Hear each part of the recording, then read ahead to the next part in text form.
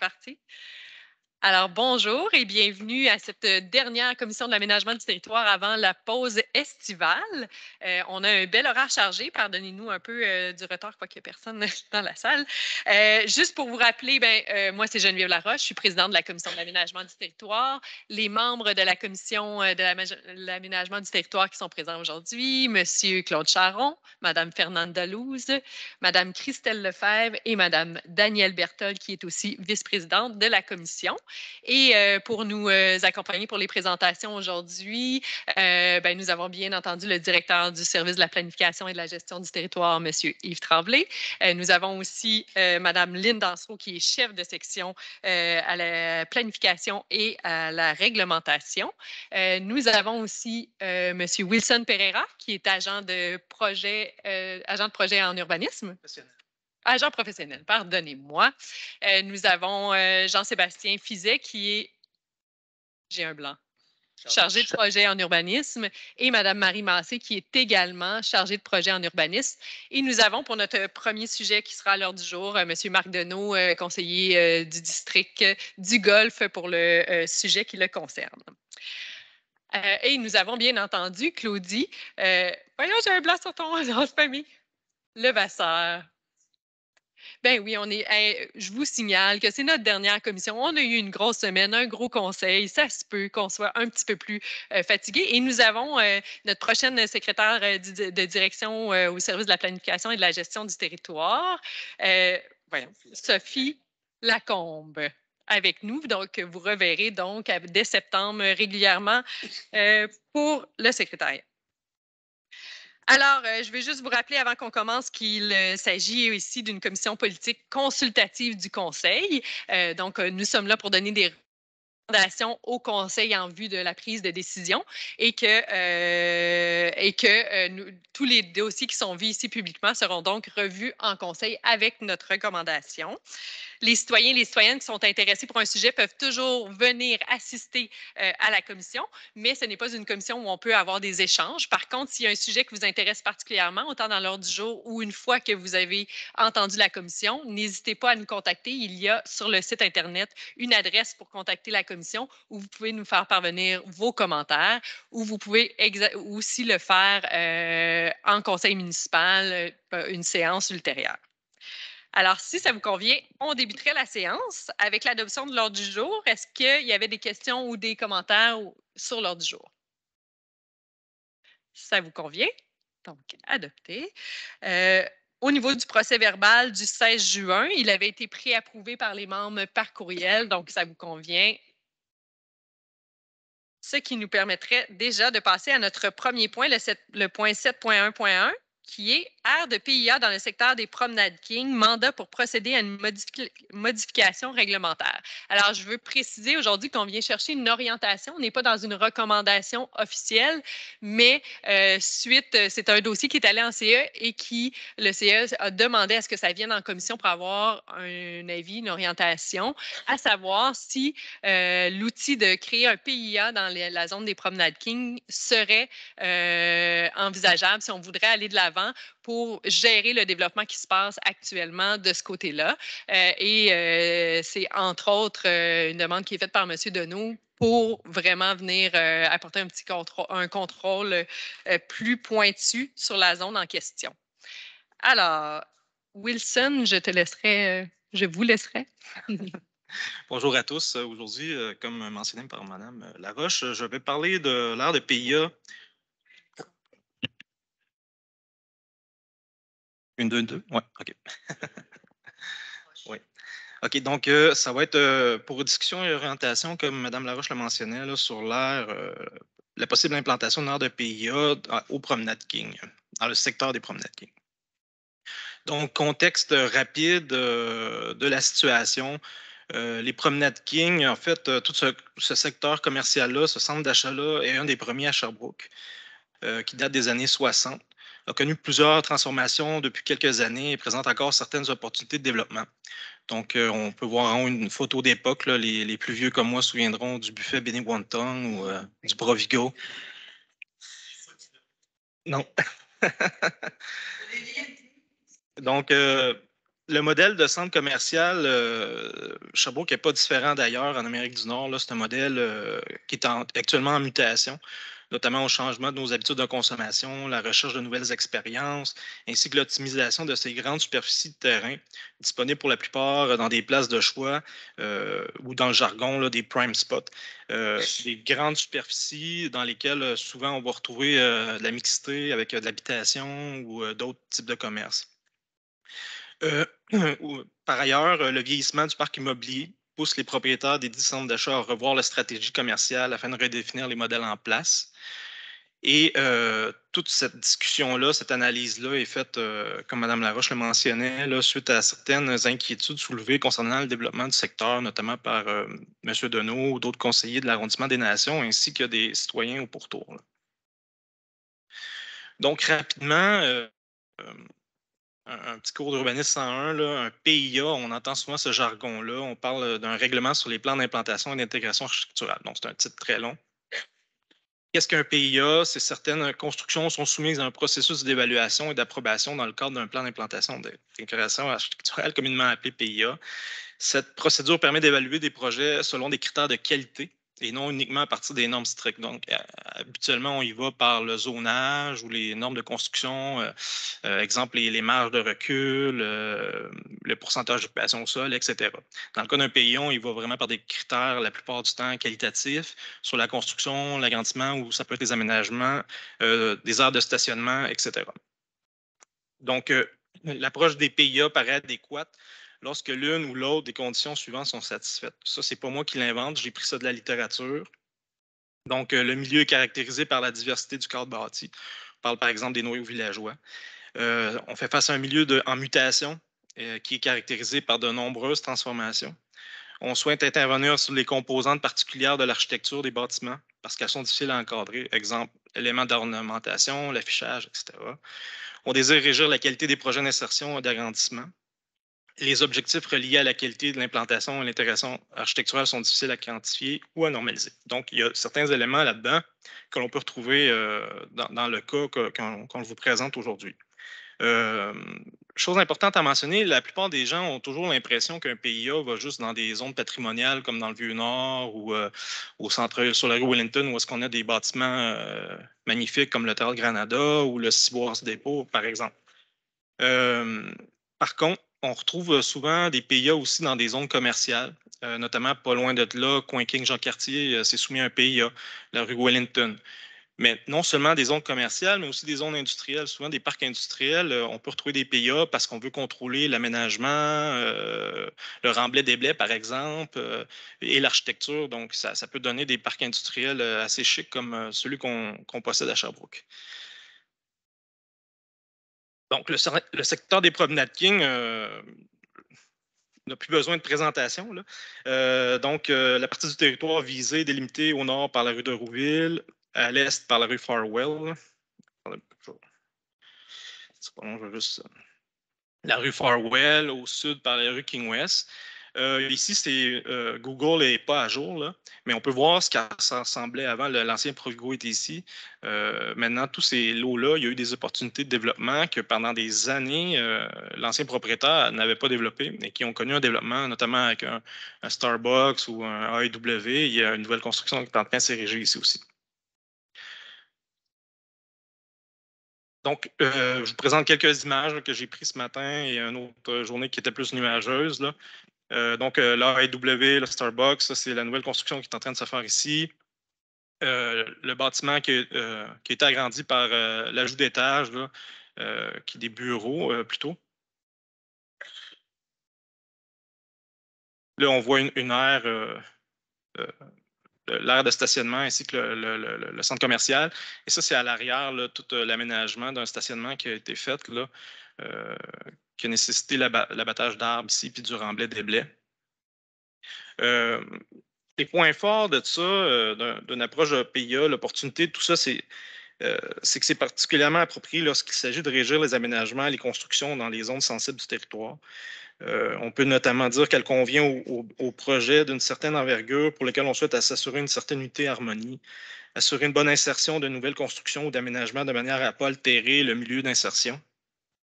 Les faiblesses un peu de ce pays-là que vous allez sûrement dénoter, là, ben, c'est qu'il y a eu pas mal de construction qui a été faite, là, le développement en façade avant, notamment le stationnement, qui aurait pu être traité en PIA, mais là, les permis ont été émis. Cela dit, comme je mentionnais, c'est toujours un processus, puis l'urbanisme, le développement, c'est dans le temps. Donc, on peut voir ici, c'est pas mal tout du un étage, là, donc des étages pourraient être ajoutés ou je parle pas, c'est des exemples que je donne, ou de la mixité dans le temps, exemple, avec ce grand stationnement-là. Donc, c'est les opportunités que ça pourrait avoir lieu. Donc, je vous écoute, chers membres. Merci. Est-ce que j'ai des gens qui veulent déjà intervenir? Monsieur Deneau, est-ce que vous voulez...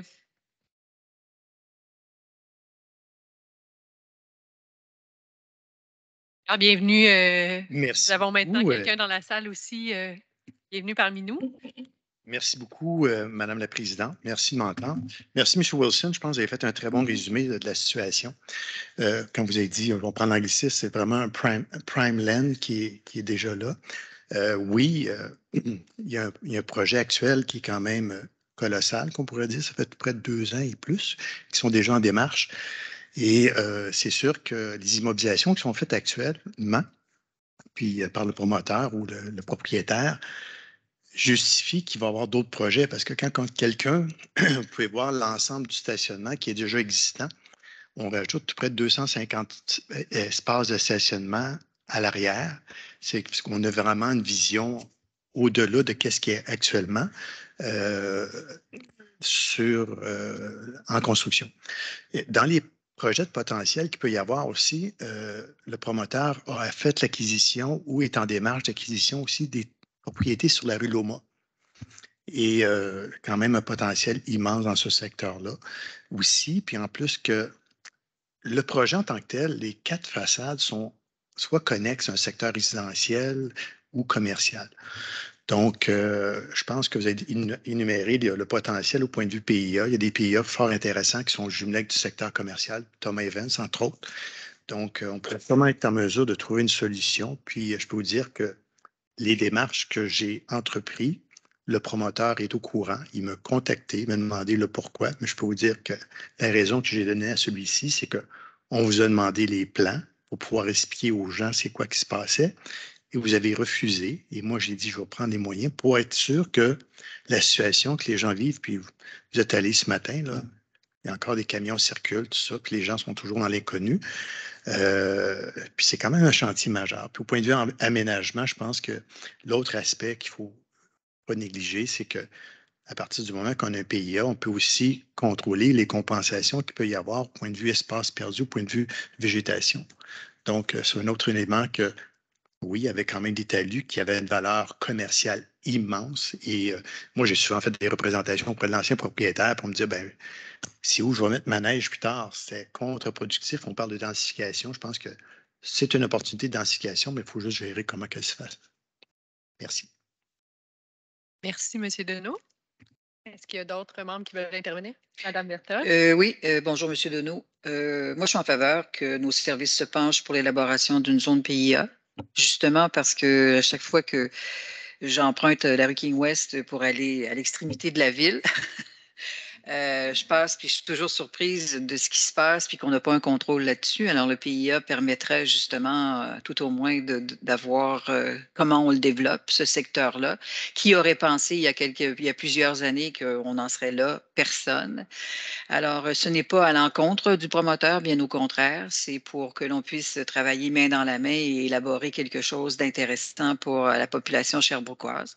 Alors, vous avez mon accord pour demander à nos services, en ce qui me concerne, de voir comment on pourrait mettre sur place ou en fonction un PIA. Merci. J'ai Madame Lefebvre. Oui, ben moi aussi, je suis en faveur pour toutes les raisons que Mme Berthold a mentionnées. Et aussi, tu sais, toujours dans la préoccupation de créer des milieux de vie qui soient agréables pour tout le monde. Puis en arrière, c'est quand même très résidentiel. Donc, c'est vraiment important là qu'on soit vigilant comme ville. Et effectivement, tu sais, le souhait, c'est de pouvoir travailler avec les promoteurs à construire ces choses-là. Donc, il faut qu'on se donne les outils pour le faire.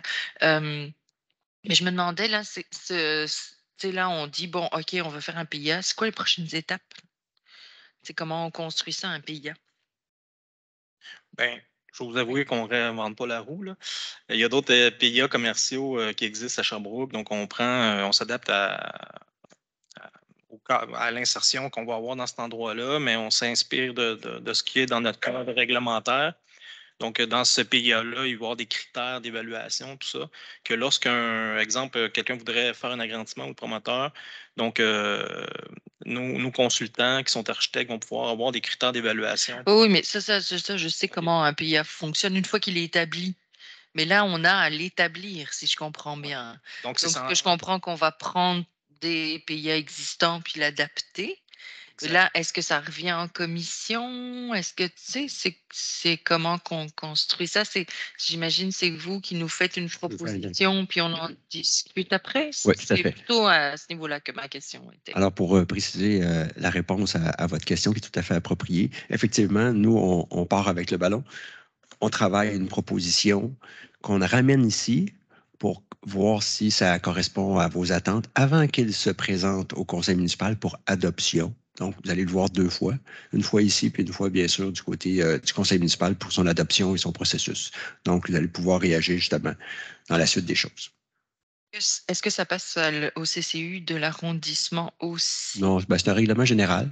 En fait, c'est une disposition particulière, mais qui va impliquer directement le secteur en soi. Donc, c'est un outil qu'on amène directement en modification au conseil municipal parce que c'est le conseil municipal qui applique la modification. Par contre, Oui, je suis quand même intéressée d'avoir l'avis de l'arrondissement.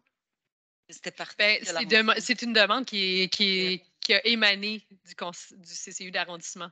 De venir. Oui, de venir, mais d'avoir leur avis sur c'est quoi la proposition du PIA. Mais ça va être dans le cheminement qui va se faire lorsqu'on fait la proposition. Ça passe par là. Madame Dansereau va pouvoir. Ce que je voulais préciser dans les règlements généraux, quand c'est là, parce que ça va être l'adoption d'un nouveau règlement de PIA, quand c'est des nouveaux règlements, c'est une compétence de la CAT. Ça l'exclut peut-être pas. Cependant, je comprends votre préoccupation, Mme Lefebvre. Ça l'exclut peut-être pas pour les dispositions, pour les objectifs, les conditions, les critères qui soient quand même déposés au CCU d'arrondissement si telle est la volonté. En fait, moi, ce que je proposerais, c'est qu'on invite, au moment où ça sera présenté en commission de l'aménagement du territoire, en public, on pourra inviter les membres du conseil d'arrondissement qui souhaitent pouvoir... Ou dans le cheminement qu'on s'était établi, là, il y a une recherche d'informations informelle. Là. On pourrait peut-être aller dans l'informel ou en tout cas, moi, je serais quand même intéressée d'avoir l'avis du CCU d'arrondissement. Oui, absolument. Mais je pense qu'on trouvera la meilleure formule. Je pense qu'en les invitant, ils ont les documents à l'avance, puis on Tout à fait. Si ça peut être. Ça donne bien 1, 2, 3 membres de l'arrondissement déjà ici. Il vous en reste 2 autres. Parfait. Madame Louze? En fait, ça avait déjà été dit. Moi aussi, je suis d'accord avec cette demande. En effet, M. Deneau nous avait fait la demande en arrondissement.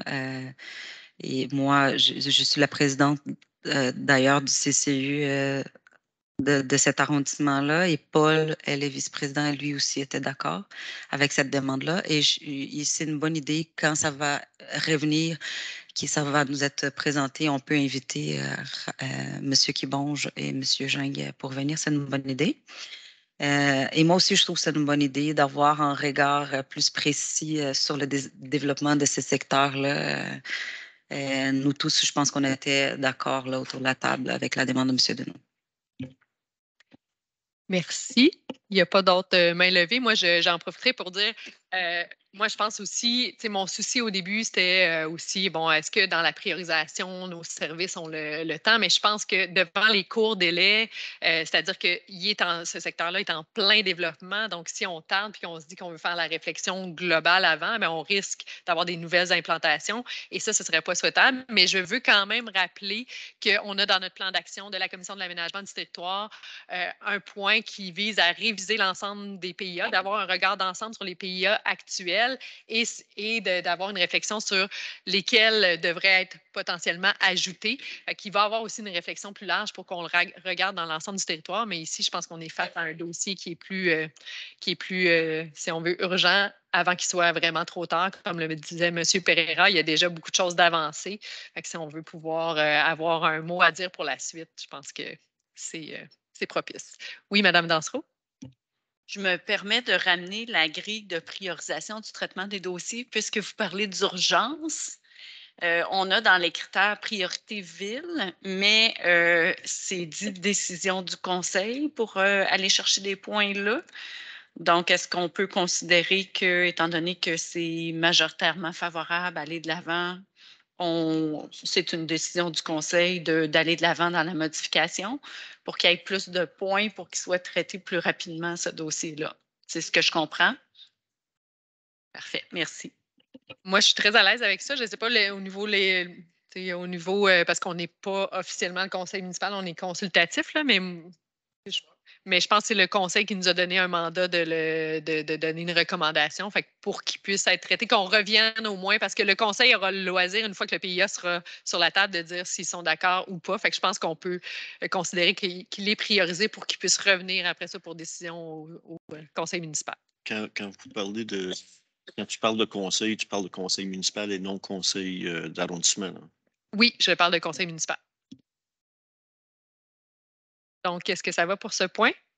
On est à l'unanimité. C'est bon. Merci. Donc, on passerait au point suivant, le point 7.2.1, qui est la demande d'amendement au règlement numéro 1200 de zonage et de lotissement de la ville de Sherbrooke, zone IZ 0815, NO 816 et IO 817. Ah, là, il y en a plusieurs autres. I 1123 et I 1901 du Parc industriel régional de Sherbrooke. Et la présentation sera faite encore une fois par M. Pereira. Donc, je ne recommencerai pas à nommer toutes les zones que Mme Laroche vient de nommer. Aujourd'hui, c'est plus une modification qu'on fait sur le plan de zonage pour s'adapter à toutes les modifications qu'on va vous présenter aujourd'hui. On vient les ajouter aux nouvelles limites de l'aire d'intérêt écologique protégé. Donc, j'aime bien vous faire un contexte avant, là. Ça a été vachement intéressant comme projet parce que j'ai découvert plein de choses sur ma ville, notamment en travaillant avec le Bureau de l'environnement.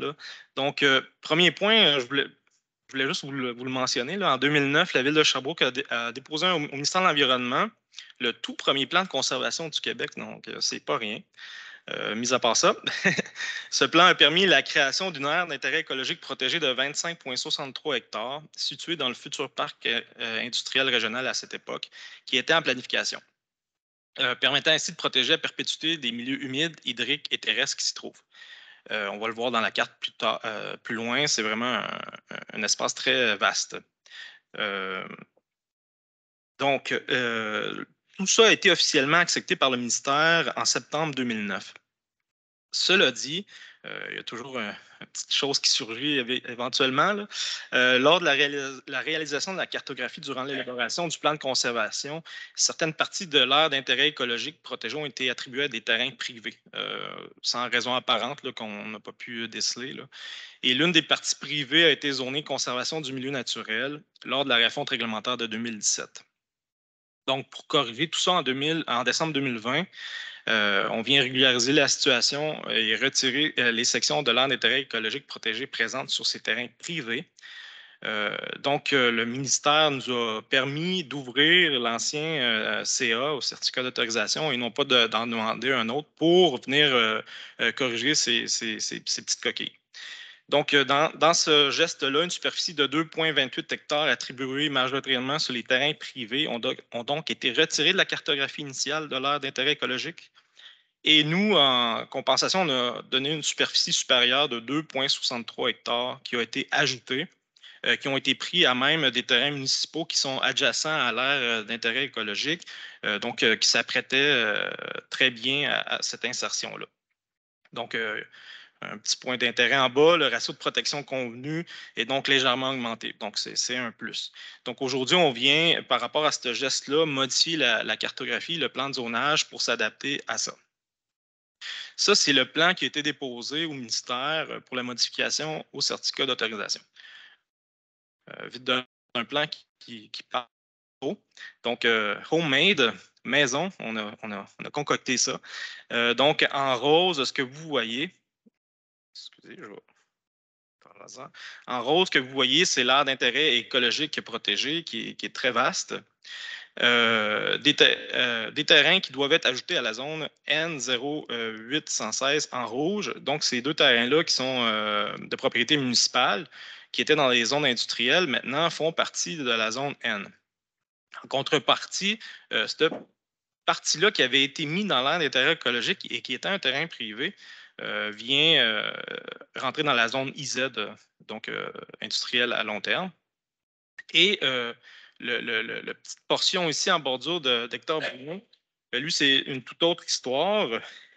Donc, en plus du retrait des sections de l'aire d'intérêt écologique protégé attribuées sur des terrains privés, la modification est venue retirer une partie du lot. Le lot en question, c'est le 4 599 665 qui appartient à la ville et qui a frontage, comme je viens de le mentionner, sur Hector Brien.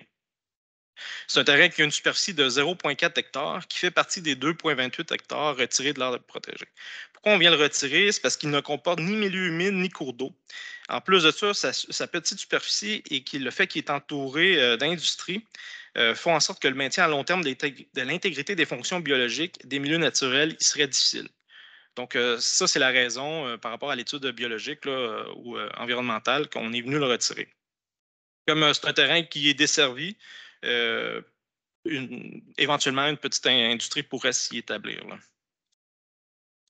Donc, les recommandations sont celles-ci. Je pourrais les lire. Là. Donc, on vient agrandir la zone IZ 0815 en même une partie de la zone N0816.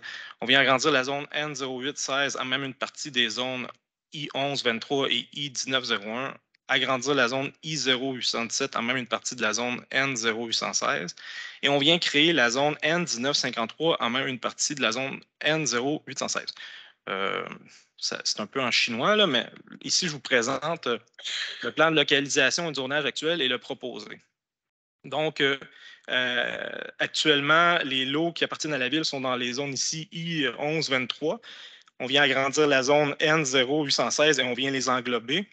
Le trait est très gros, là, on ne voit pas, mais ici, c'est le genre de terrain, la bande exacte qui était un terrain privé et qu'on avait mis dans une zone d'intérêt écologique. Donc, le CA est venu modifier.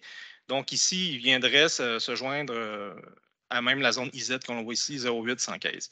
Et comme on vient séparer la zone N0816 en deux, vu qu'il n'y a plus d'interconnexion, ben on vient créer ici la zone N1953. Donc, en gros, c'est pas mal ça les mouvements que l'on fait pour s'adapter à la modification qu'on a faite du CA. Là. Donc, je ne sais pas s'il y a des questions. Marie pourra renchérir s'il y a quoi que ce soit. Est-ce qu'il y a aucune question? Madame Luz, oui. Pour la bande de terrain, c'est parce qu'on ne voit pas ici, là, mais la bande de terrain qui nous, on veut enlever. Oui. Là, je vois quand même des ruisseaux dedans. Il y a comme une zone hydroconnectée ou. Parce que je vois quand même le bleu. Est-ce que le bleu, ça veut dire que c'est une zone hydrique?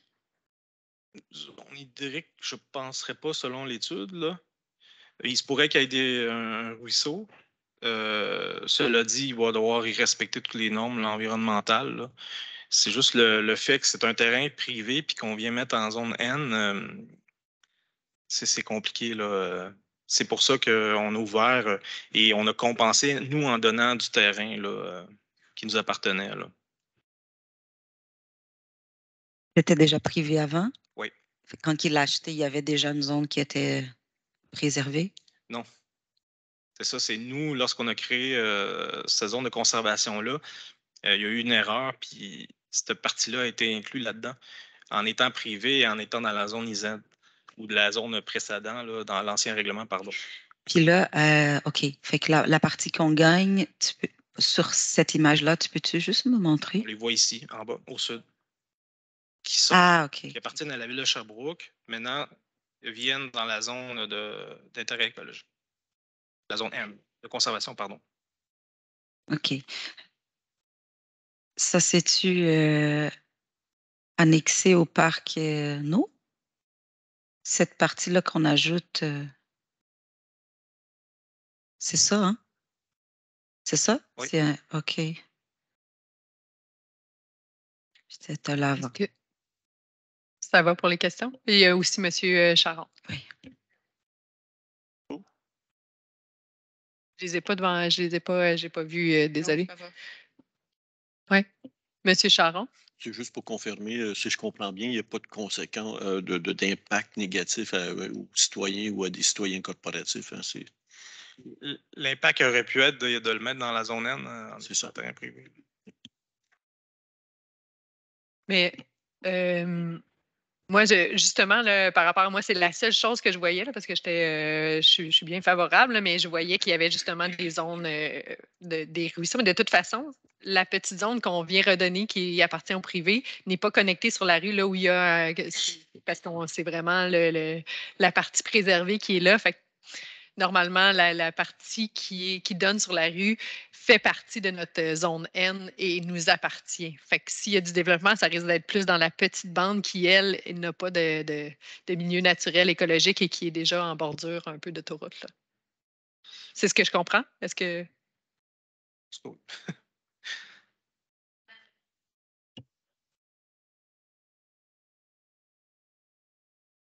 Oui, le terrain privé en question n'est pas desservi par la rue Hector-Brien. Elle ne se rend pas jusque-là. Fait qu'actuellement, il ne pourrait pas développer à moins qu'on accepte de prolonger la rue. Et la partie d'Hector-Brien, même si elle était prolongée, de chaque côté, c'est encore la zone N à cet endroit-là. C'est ce que je vois sur la carte. Exact. Oui. Ben, c'est vraiment petit, là. J'essaie de voir. Je ne sais pas si tu es capable de zoomer un petit peu, Wilson, sur le plan. La zone N ne sera pas du tout affectée, même si on prolonge.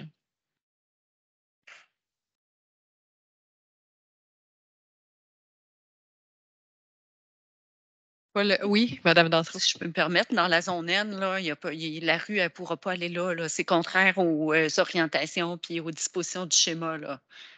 C'est sûr que la rue, elle ne va pas dans la zone N. Non, non. Donc, c'est pas pas du tout prévu de toucher à ça du tout. Il n'y aura pas de changement demandé. Non, il y avait déjà un passage prévu dans le certificat d'autorisation du ministère pour la future rue, advenant que la rue se prolongerait pour traverser le milieu naturel. Ça avait été fait en 2009. Oui, parce qu'on voit, même si elle n'est pas faite, on la voit sur le plan. C'est ça que j'essaie de valider, c'est que en ouvrant ce terrain-là, il ne peut pas passer par la zone qui est vraiment naturelle pour se développer. Il faut ce qu'on vient débloquer aujourd'hui n'est pas connecté sur la route, c'est connecté avec la zone N, même s'il y avait une future route. Ça, c'est exact. Mais je comprends qu'on a une autorisation, une pré-autorisation pour la rue si jamais il y avait une volonté d'ouvrir la rue. Mais la zone N, c'est en mauve, là. Ça ne touchera pas. Ben, elle déborde, c'est ça que j'essaie de m'assurer. Là. Moi, je vois En que fait, je vois, c'est la qu'elle rue déborde. était prévue dans la partie qu'on vient retirer de la zone N. Là, on n'a pas le plan sous les yeux, là, le plan de la rue projetée, là, mais ça ne touchera pas au parc Andréno, là, assurément. C'est dans la partie Je pense que j'arrive pas à. C'est que moi, ce que je vois, là, quand on voit la parcelle de rue, là, désolée, je n'arrive pas à bien m'exprimer. J'espère que vous voyez bien aussi à la maison, là, mais la zone un peu rose, là, c'est la zone N. Donc, elle va des deux côtés de route. Et donc, elle préserve jusque-là le terrain privé qu'on vient ajouter à la zone. Il ne peut pas passer par la zone N pour se développer. Fait que donc, ça nous amène, s'il y a un développement de ce côté-là, éventuellement, ça va être sur le coin, là où il n'y a pas de milieu hydrique ou de milieu humide en ce moment. Ouais. Mais justement, par contre, avec ces changements-là, en effet, si on enlève cette bande, selon ma compréhension, là, j'ai besoin de. C'est une question de validation. Si on enlève la zone N de cette bande-là, là, oui, là, on ne traversera plus une zone N. Admettons là, qu'on veut ouvrir la rue, qu'on veut prolonger la rue. Avant, ça, c'était un empêchement pour ouvrir la rue. Puis là, ce n'est plus. Non, c'est ce qu'on dit, la zone N traverse toujours la rue. La petite zone qu'on enlève de la zone N est de l'autre côté de la rue. On le voit bien si tu regardes ton plan. Est-ce qu'on a le plan de... Est-ce qu'on peut projeter... Oui. Serait-il possible d'aller chercher vite, non? On le a plan la que rue vous projetée aviez sur pour la rue? Géocité, c'est juste que moi, je ne peux pas le présenter, là. Non, pas ça. C'est la projection du prolongement de la rue. Oui, mais il ne faut pas oublier que ce qui a été ce qu'on a vu comme plan, là, ça n'existe plus, là. Les plans sont changés. Les plans de lotissement, mais les plans de la rue, ils vont changer? Parfait. D'après ce que je comprends, oui. À moins que je me trompe, là. Mais donc, tu sais, ce qu'on a déjà vu, il ne faut même plus en tenir compte, là. OK. Je vous présente ici. Ça, c'est la zone en question, là. Ça, c'est la rue Hector-Briand. Donc, la rue projetée passerait ici, là. C'est encore ce qui est prévu là? Comme on disait tantôt, il n'y a pas de plan à l'heure actuelle, étant donné qu'il n'y a rien de possible. Puis, de toute façon, il y a un milieu hydrique là-dedans, donc il va falloir... Sauf qu'en même temps, c'était cette bande-là qui allait... C'était la seule bande qui était encore N, qui empêcherait le prolongement de la rue. Tu comprends qu'on passe par la bande si on fait le prolongement? Tu comprends, Geneviève? C'est ça que je voulais... On refusera le prolongement? Pardon? On refusera le prolongement? Mais c'est quoi l'objectif d'enlever cette zone N-là? Parce que c'est un terrain privé. OK. Il y en a... Le ministère de l'Environnement a accepté de modifier le certificat d'autorisation pour retirer la compensation qui avait été donnée sur le terrain privé. Donc, au niveau du ministère et du certificat d'autorisation, ça n'existe plus, là, cette compensation-là. Donc, on vient juste ajuster notre zonage en conséquence. D'accord. De la décision. Puis ça permet de récupérer le petit terrain qui est au coin, qui n'a pas d'intérêt écologique, mais qui a un intérêt industriel. Donc, sans dommage de rien du tout, ça permet de récupérer un terrain rapidement. Ah oui, ce qui est intéressant. Je n'ai aucun doute. D'un Sur point de l'autre, je n'ai vue aucun développement. doute que c'est avantageux. Oui. C'est important peut-être de préciser pour vous, Mme Louz, là, je pense à votre inquiétude, c'est que l'hydroconnexion, elle perdure parce que le fait de permettre le passage, c'est une façon de construire le passage de la rue si elle devait se prolonger, sans empêcher le passage en dessous du cours d'eau pour faire en sorte qu'il puisse être toujours connecté. Donc, c'est des aménagements de construction en conséquence. Comme l'a mentionné M. Pereira, c'est les règles de protection des cours d'eau s'appliquent toujours, ils ne disparaissent pas.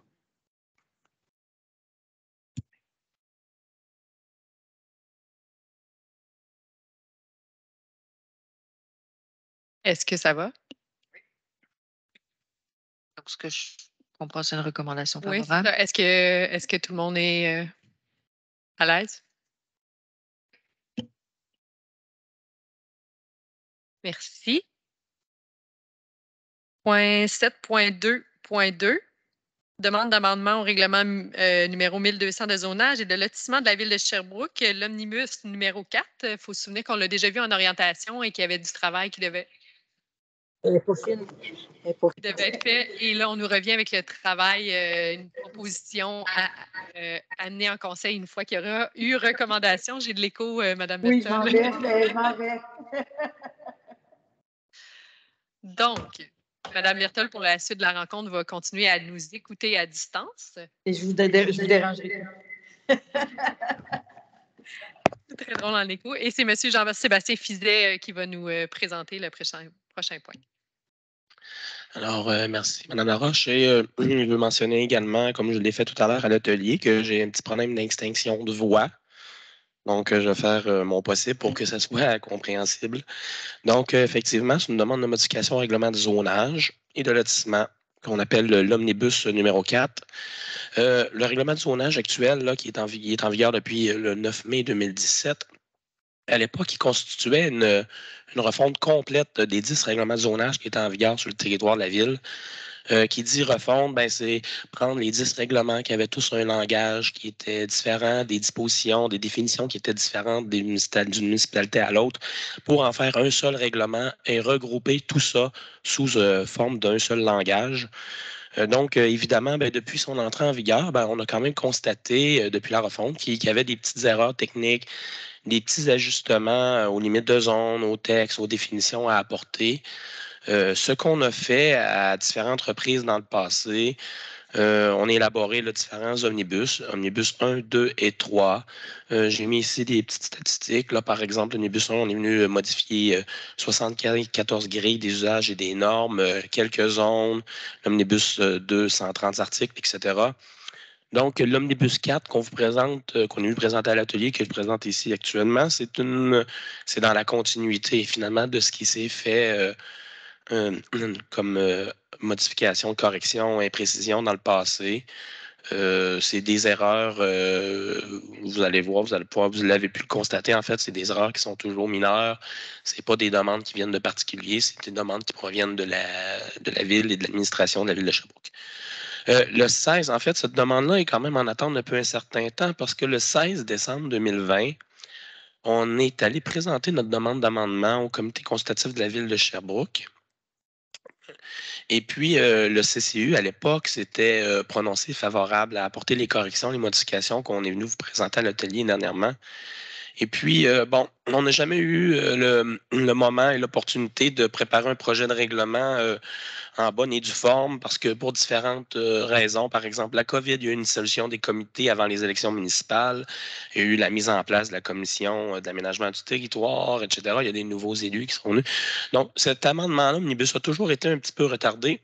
Et puis, bon, c'est pour ça que le 16 mai, finalement, 2022, on est venu le représenter à l'atelier de la commission d'aménagement du territoire. On a eu l'occasion de répondre aux interrogations et aux préoccupations des membres. Et puis, ce que vous disiez en introduction, Mme Laroche, ce qui a été convenu, c'était lors de l'atelier, c'était de retirer les modifications qu'on proposait pour 8 zones en bordure du boulevard René-Lévesque, afin de nous permettre de les bonifier et puis éventuellement présenter un projet de règlement propre à ces zones-là. On a également retiré une modification qui visait à préciser dans quelles circonstances on pouvait utiliser un calcul d'équivalence entre chambre et logement. C'est une modification qui était quand même assez complexe. On va en faire un projet de règlement également unique, en bonne et due forme, qu'on va venir vous présenter éventuellement. On va retourner à la commission ou à la CAT pour le faire. Et puis, il avait été convenu compte tenu qu'il y a plusieurs articles qu'on modifie, puis pour un petit peu alléger les procédures administratives et les consultations publiques qui sont à venir, on avait préparé finalement plusieurs projets de règlement avec ce qui était proposé. Donc, ce que je viens vous présenter ce soir, en fait, c'est le regroupement qui a été fait.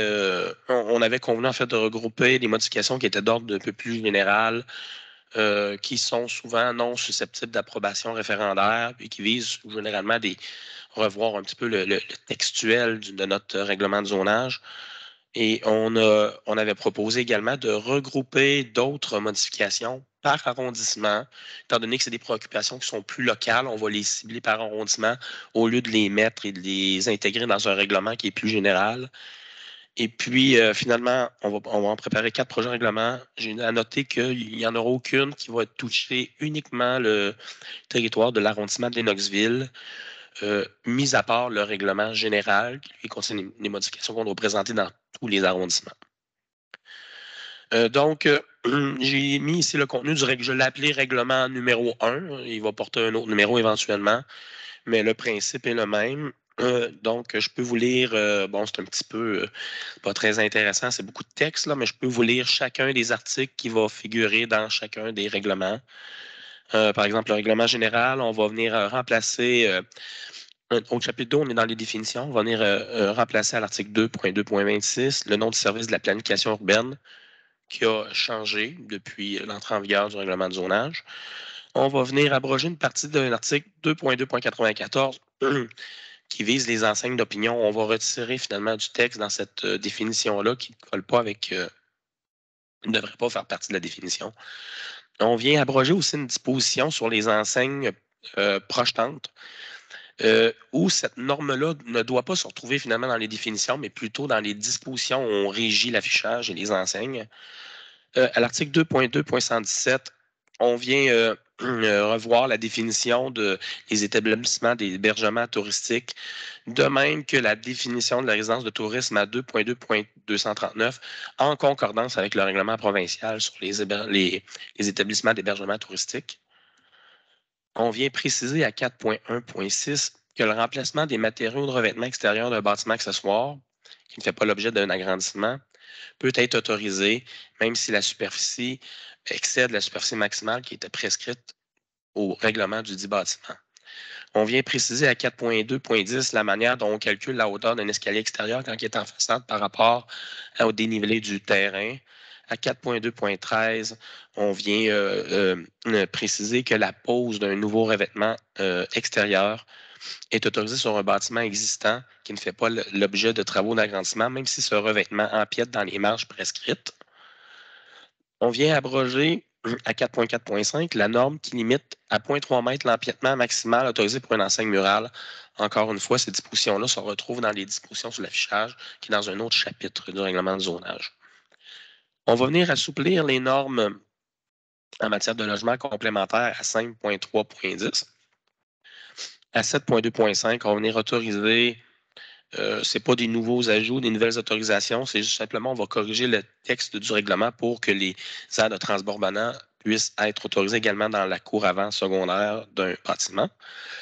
On vient apporter des précisions à 12.1.2 qui vont permettre de faciliter la compréhension de cet article quant à la localisation d'une aire de stationnement quand elle se retrouve finalement dans une autre zone. À 12.4.2, on vient ajouter une disposition qui vise à autoriser des entrées charretières d'une largeur maximale de 10 mètres dans le cadre d'un projet résidentiel intégré. Ça fait beaucoup de dispositions, mais on les a tous vues à l'atelier. Je sais jamais le rappeler. Okay. À 16.3.5 et 16.3.6, dispositions qui ont été travaillées avec le service d'affaires juridiques qui visent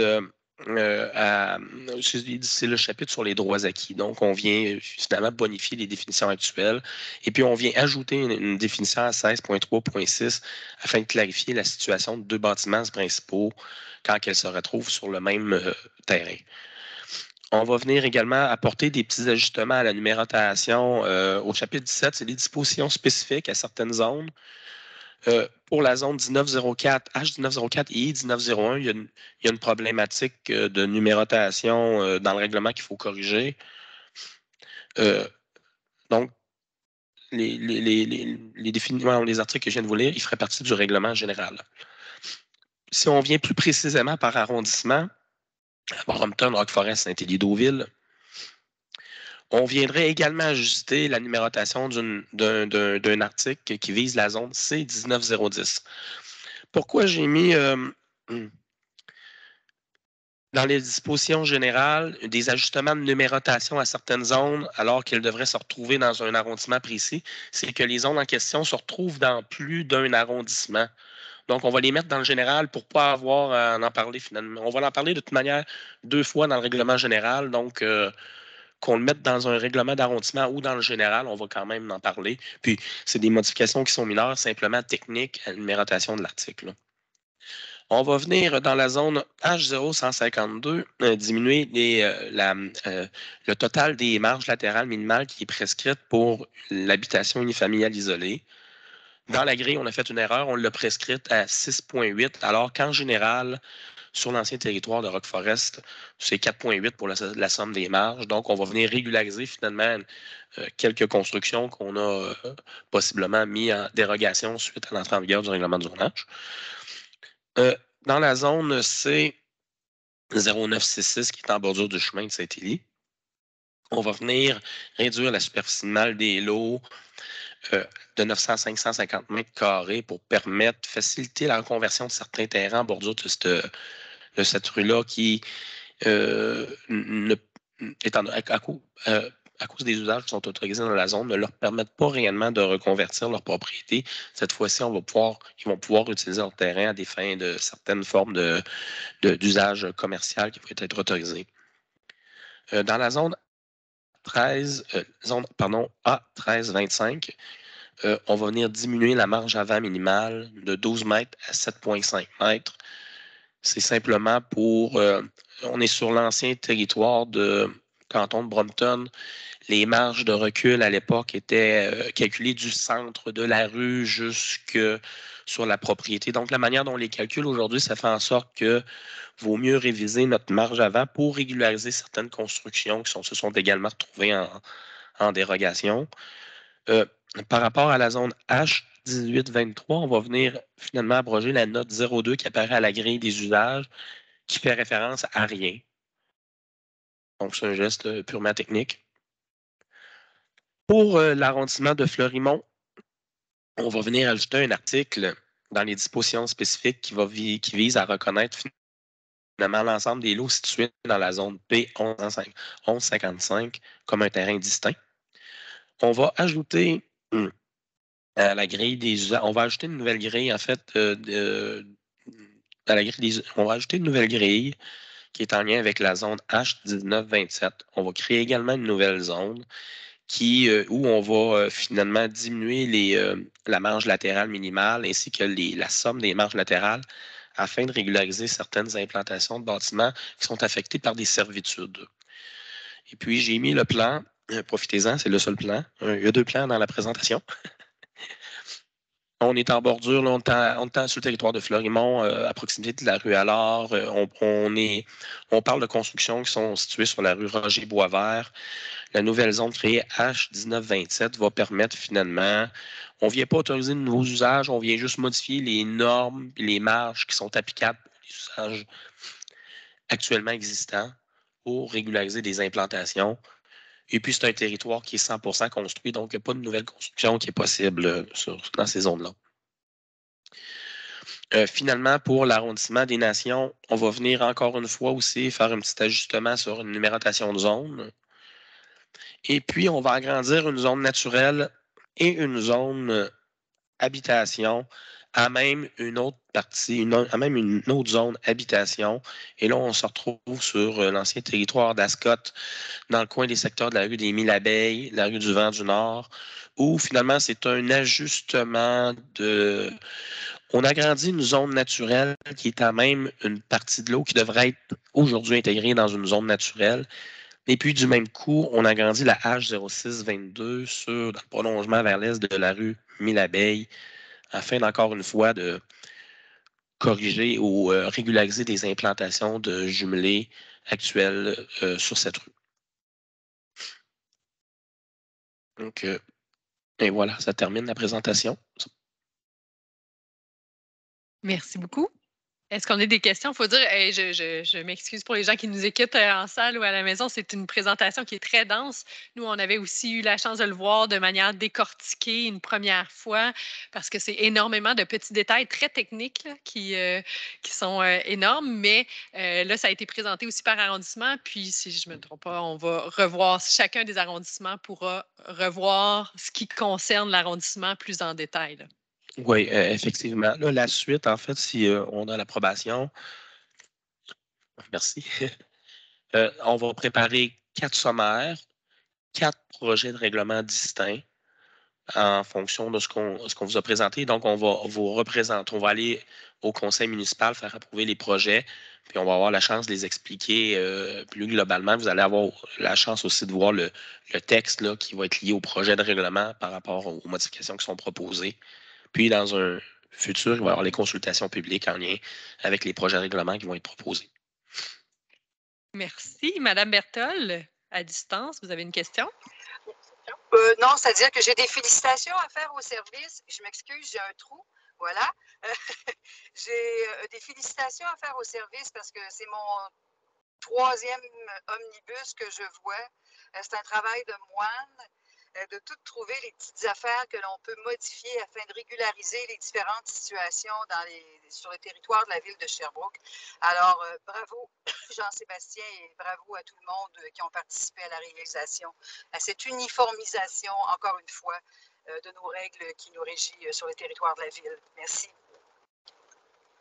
Merci, Mme Bertha. Je seconde, c'est un travail de moine, comme on dit. J'ai Mme Lefebvre qui a levé la main. Oui, ben, je seconde également. Puis, pour dire aussi que ces corrections-là, elles permettent d'éviter qu'on ait des demandes de dérogation à n'en plus finir. Donc, ça facilite vraiment le travail là, des services et de nous. Là. Merci. Donc, est-ce qu'il y avait d'autres commentaires des membres? Donc, je comprends que tout le monde est favorable. C'est donc une recommandation positive pour la suite. Parfait.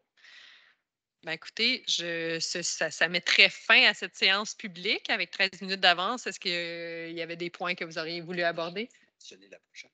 Oui, là, comme je le disais en début de séance, on est à la dernière avant la pause estivale. La prochaine séance sera le jeudi 1er septembre. Donc, on a une grande pause devant nous, mais ça sera un plaisir de vous retrouver. Les autres jours seront disponibles là, une semaine à l'avance pour la prochaine séance. Et j'ai M. Tremblay qui veut dire un petit mot. Peut-être préciser là, pour les gens à l'extérieur que malgré la grande pause, le service de la planification de la gestion du territoire n'arrête pas pour autant. C'est même l'inverse. On continue à préparer, à bâtir bien sûr les dossiers qui devront passer. Je pense que là, de plus en plus, on prend notre vitesse de croisière. C'était normal, la transition de mettre en place la commission. Déjà, en temps normal, quand il y a un changement de conseil, on est habitué là, de prendre quelques mois, le temps que toutes les opérations puissent se placer dans l'ordre avec la nomination des nouveaux membres, des CCU, et ainsi de suite. Et en plus, cette année, ben, il fallait mettre en place la commission. Ben, elle est en place. Maintenant, on l'a déjà bien installée avec la façon d'opérer. Alors, c'est juste pour indiquer que maintenant, on rouvre la machine. Absolument. Puis il y a déjà des beaux dossiers qui s'en viennent pour l'automne. On est déjà en planification pour ça. Donc, je souhaite à tout le monde des belles vacances. N'hésitez pas, comme je vous le disais, s'il y a quoi que ce soit, vous pouvez écrire à la Commission de l'aménagement du territoire. Puis, ce sera un plaisir de vous retrouver à l'automne. Merci à tous les membres du service du SPGT qui sont ici aujourd'hui pour tout le travail qui est effectué, qui va se poursuivre cet été. Puis, on se revoit le 1er septembre. Merci.